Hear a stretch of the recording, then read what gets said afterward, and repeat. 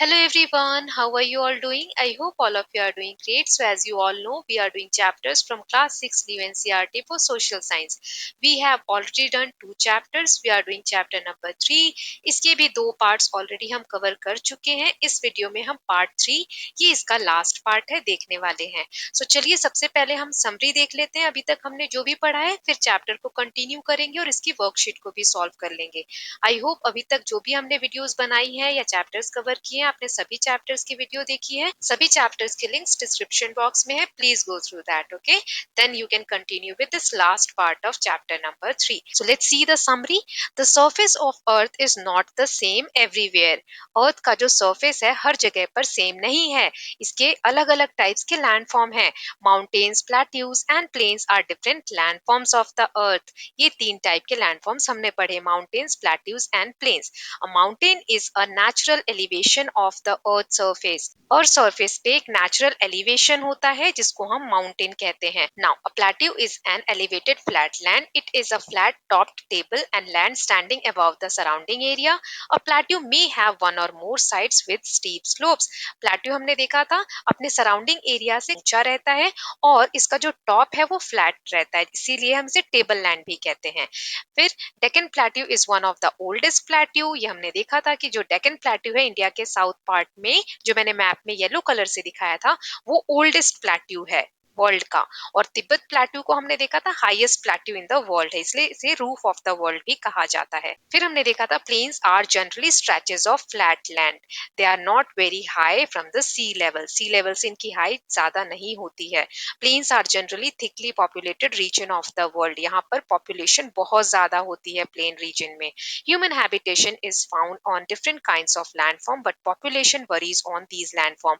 हर habitation में हमने देखा कि ह्यूमन पॉपुलेशन पाई जाती है, लेकिन पॉपुलेशन जो है, जनसंख्या जो है, वो हर लैंडफॉर्म में अलग अलग होती है. जैसे mountains are generally not thickly populated but plains are region where the thick population is found. Mountain region में पॉपुलेशन ज्यादा नहीं होती है, लेकिन प्लेन रीजन में पॉपुलेशन ज्यादा होती है. ओके, सो इसके साथ हमने सभी इंपॉर्टेंट पॉइंट्स की समरी देख ली. चलिए अब आगे चैप्टर देख लेते हैं. तो अभी तक हमने इन 3 लैंडफॉर्म्स के बारे में पढ़ा, माउंटेन्स, प्लेट्यूज एंड प्लेन्स. अब इनके अलावा भी लैंडफॉर्म्स होते हैं, उसमें से एक लैंडफॉर्म के बारे में यहाँ पर दिया हुआ है. चलिए देखते हैं. So in this chapter we explore the 3 main landforms but its surface is very complex and experts often define a few more landforms. Experts और भी लैंडफॉर्म के बारे में बताते हैं. ऐसा ही एक है desert. One such landform is desert. Deserts are considered to be large and dry expanses with very little precipitation. Deserts जो हैं ये बहुत दूर में फैले होते हैं और ड्राई एक्सपेंसेस होते हैं, सूखे होते हैं. यहाँ पर precipitation यानी बारिश की मात्रा बहुत कम होती है. Their flora and fauna are also unique. Desert region में flora यानी plant life and fauna यानी animal life बहुत unique होती है. वहाँ के हिसाब से adapt कर चुके होते हैं वहाँ के animals और plants. Some deserts are hot like Sahara Desert in Africa और Thar Desert in northwestern Indian subcontinent. कुछ डेजर्ट बहुत गर्म होते हैं, कुछ रेगिस्तान गर्म होते हैं, जैसे कि सहारा डेजर्ट जो अफ्रीका में है, थार डेजर्ट जो इंडिया के राजस्थान वाले रीजन में आता है. Others are cold like Gobi Desert in Asia. Some experts also describe Antarctica continent as a desert.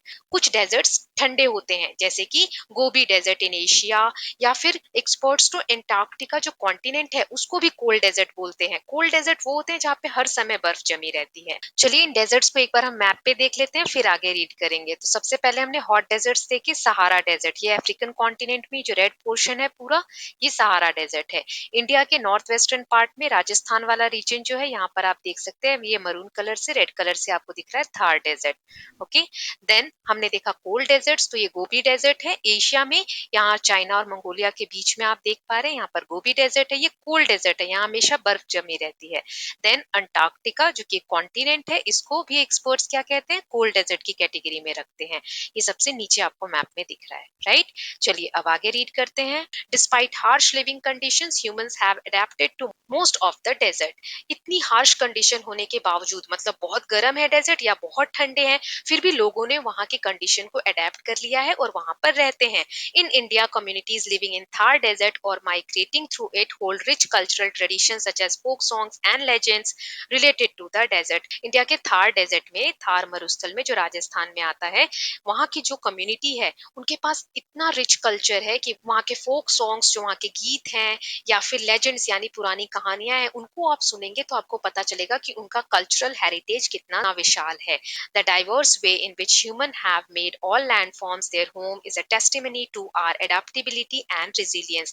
जिस तरीके से मानव ने अपने आप को हर लैंडफॉर्म के अकॉर्डिंगली ढाल लिया है कि कहाँ पर कैसी लैंडफॉर्म है, वहाँ का क्लाइमेट क्या है, वहाँ की चीजें कैसी हैं, उसके हिसाब से वो रहने लगा है। ये मनुष्य की एक रेजिलियंस को दिखाता है। रेजिलियंस क्या होता है? The capacity to meet challenges and difficulties, adapt to them और overcome them.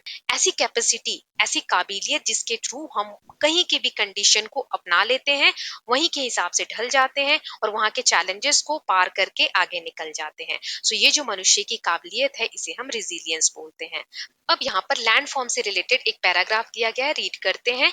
Five thinais of ancient Tamil Sangam poetry are five landscape associated with certain specific deities, lifestyle, moods or emotion such as love, longing, separation, quarrel, etc. This table also lists the characteristics of five landscapes and the main human occupation in each.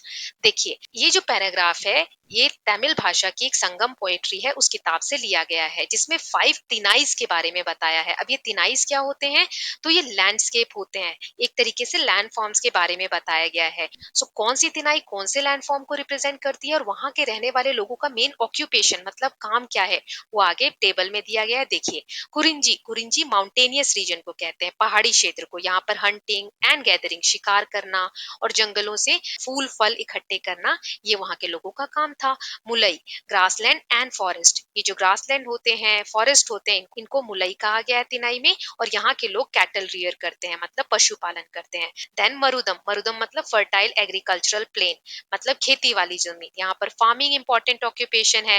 Then नेदल, नेदल जो है coastal region, समुद्र के किनारे के area को नेदल कहते हैं। यहाँ फिशिंग एंड सी फेयरिंग, यानी मछली पकड़ना और समुद्र में जाकर यात्रा करना, यहाँ के लोगों का मेन काम था। देन पलाई, पलाई मीन्स एरिड या डेजर्ट लाइक रीजन, जहाँ पे बारिश कम हो, जहाँ बहुत ड्राई रीजन हो, उसे हम कहते हैं पलई।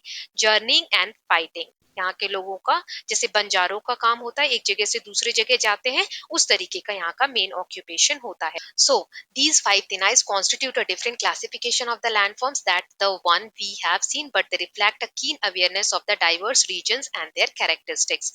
They also illustrate the deep connection between humanity and the natural environment.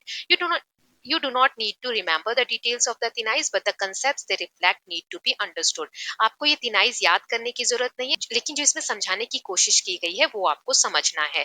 यहाँ पर जो फाइव तिनाइज है, उसने लैंड को क्लासिफाई किया है। लैंड फॉर्म्स के बारे में ही बात की है हमने, तीन देखे थे, माउंटेन, प्लेट्यूज एंड प्लेन्स। इसने और भी अलग तरीके से बात की है और ये भी बताया है कि ह्यूमन बीइंग का पर्टिकुलर लैंड फॉर्म से क्या कनेक्शन है, किस एरिया में लोग क्या कार्य करते हैं, राइट। सो इसके साथ हमने ये चैप्टर कंप्लीट कर लिया है। चलिए जल्दी से एक समरी देखते हैं, फिर क्वेश्चन आंसर सॉल्व करेंगे। Landforms are classified into three main types: mountains, plateaus and plains. They have very different physical characteristics and environment. Landform तीन टाइप के होते हैं, mountain, plateaus and plain, और इनके जो environments है वो भी बहुत अलग अलग होते हैं। Throughout history, people's lives and activities have been much impacted by the type of landforms they have lived in. लोग किस landform में रहे हैं, उसी तरीके से उनकी लाइफ भी अलग अलग होती है। These landforms are an integral part of culture across the world. Indian culture in particular has celebrated them in diverse way. जिस भी जगह के लैंडफॉर्म में लोग रहते हैं, वहाँ के लोगों का कल्चर अलग होता है। इंडिया में ये कल्चरल डाइवर्सिटी बहुत ज्यादा देखने को मिलती है। Each landform offer different challenges as well as opportunity. सभी लैंडफॉर्म की अपने अपने चैलेंजेस हैं, यानी कठिनाइयां हैं, और अपनी अपनी अपॉर्चुनिटीज हैं। ओके, सो इसके साथ हमने सभी इंपॉर्टेंट पॉइंट्स की समरी देख ली। चलिए अब इसके क्वेश्चन आंसर देख लेते हैं, क्वेश्चन, एक्टिविटीज एंड प्रोजेक्ट। सो पहला है, in what type of landform is your town, village, city located? Which features mentioned in this chapter do you see around you? आपका जो एरिया है वो किस टाइप के लैंडफॉर्म में आता है, ये आपको बताना है। My village is located in plain region, ये मैं एग्जांपल दे रही हूँ, आपको अपने रीजन का बताना है। Many occupation of people in this region include agriculture, यहाँ के लोग बहुत सारे ऑक्यूपेशन फॉलो करते हैं, जिसमें से एक है agriculture. There is a high population in this region. इस रीजन में पॉपुलेशन बहुत ज्यादा है क्योंकि प्लेन रीजन है, राइट। नेक्स्ट है, let us go back to our initial trip from Chota Nagpur to Prayagraj and Almora. Describe the three landforms you came across on the way.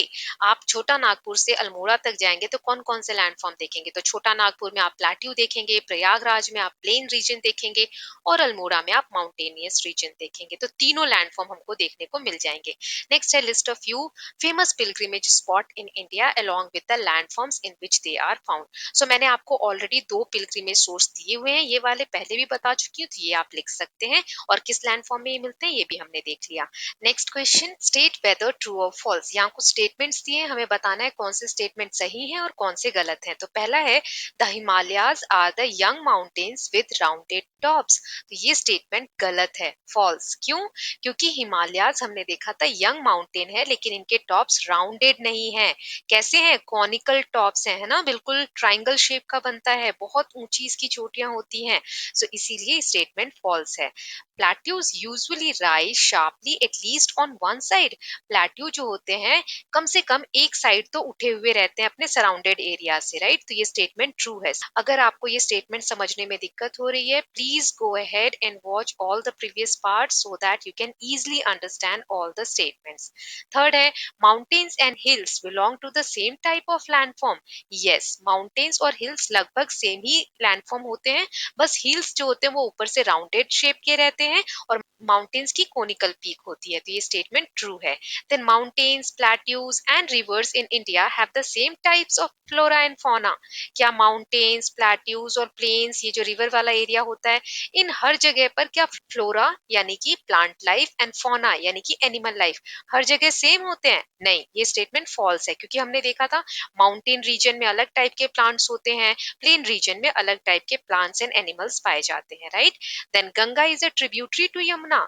No, Ganga is not the tributary of Yamuna, बल्कि Yamuna is tributary of Ganga. Tributary हमने देखा था, कोई भी नदी जब main नदी में जाकर मिलती है तो उस छोटी नदी को हम ट्रिब्यूटरी कहते हैं। सो यमुना नदी जो है वो गंगा में जाकर मिलती है, तो यमुना क्या हुई? ट्रिब्यूटरी। फिर है, desert have unique flora and fauna.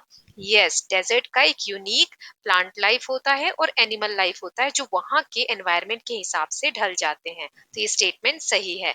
Melting snow feeds reverse. क्या जो मेल्टिंग स्नो है, बर्फ जब पिघलती है तो वो नदियों को एक तरीके से भोजन प्रोवाइड करती है? यस, वही पानी जाकर नदियों में मिल जाता है, नदी का सोर्स बन जाता है वाटर का, राइट। सो यस, ये स्टेटमेंट ट्रू है। Then sediments from river deposited in the plains make the land fertile. Yes, ये हमने देखा था, ये स्टेटमेंट सही है। क्यों? सेडिमेंट्स जो रिवर अपने साथ लाती है वो डिपॉजिट कर देती है, जिसकी वजह से न्यू लेयर्स जमा होती जाती हैं और प्लेन फॉर्म होता है और बहुत ज्यादा फर्टाइल होता है वो रीजन। फिर है, ऑल डेजर्ट्स आर हॉट। नहीं, सारे डेजर्ट्स हॉट नहीं होते हैं, ये तो हमने जस्ट अभी प्रीवियस स्लाइड्स में देखा, राइट। कुछ डेजर्ट्स कोल्ड भी होते हैं। सो इस हिसाब से स्टेटमेंट क्या है? फॉल्स है। Now next is match words in pairs. यहाँ पर हमें सही पेयर्स को एक दूसरे के साथ मैच करना है। पहला है माउंट एवरेस्ट। सो माउंट एवरेस्ट किससे रिलेटेड होगा? क्लाइंबिंग। सो माउंट एवरेस्ट क्लाइंबिंग से रिलेटेड है, क्योंकि हम माउंट एवरेस्ट पे हमने सुना है कि लोग क्लाइंब करते हैं, चढ़ते हैं।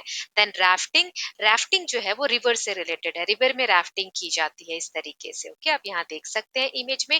फिर है कैमल, कैमल डेजर्ट से रिलेटेड है, यानी जो रेगिस्तान होते हैं वहां पर कैमल्स देखने को मिलते हैं। देन प्लेट्यू, प्लेट्यू का हमने क्या लिखा था? रूफ ऑफ द वर्ल्ड, है ना। टिबेटन प्लेट्यू हमने देखा था रूफ ऑफ द वर्ल्ड कहलाता है। देन गैंगेटिक प्लेन्स, ये क्या है? सो यहाँ पर हमने देखा था राइस फील्ड। यहाँ पर राइस क्रॉप्स जो होते हैं, पैडी क्रॉप्स जो होते हैं, बहुत ज्यादा ग्रो होते हैं, क्योंकि यहाँ की जो सॉइल है वो बहुत फर्टाइल होती है, उपजाऊ होती है। फिर सिक्स्थ है वाटरवे। वाटरवे किसको हम कहेंगे? गंगा को। गंगा क्या है? एक वाटरवे है, रिवर वाटरवे की कैटेगरी में आती है रिवर्स को, है ना। रिवर यानी नदी क्या है? वाटरवे है, पानी के द्वारा जाया जाने वाला रास्ता है। फिर है माउंट किलिमंजारो, ये कहाँ पर पड़ता है? अफ्रीका में पड़ता है। देन यमुना, यमुना क्या है? ट्रिब्यूटरी है, किस नदी की? गंगा की, है ना। तो यहाँ पर हम 8 से इसको मैच कर देंगे। सो मैंने यहाँ नंबर्स लिख दिए हैं दोनों तरफ, कौन सा पेयर किसके साथ मैच हो रहा है आप सही से अपनी बुक पे मैच कर लेंगे। Okay, so with this students we are done with chapter number 3। हमने इसको पूरा कंप्लीट कर लिया, इसकी एक्सरसाइज भी देख ली। आप सभी पार्ट्स को एक बार और रिवाइज कर सकते हैं बेटर क्लैरिफिकेशन के लिए। All the links are there in the description box, please go through that. और आपको अगर चैप्टर्स अच्छे लग रहे हैं तो प्लीज वीडियो को लाइक भी कर दीजिएगा। Okay, now in the next video we will do chapter number 4. I hope you like this video. If you do so, please like and share it, and don't forget to subscribe Kalyan TV channel for more such videos. Thank you so much.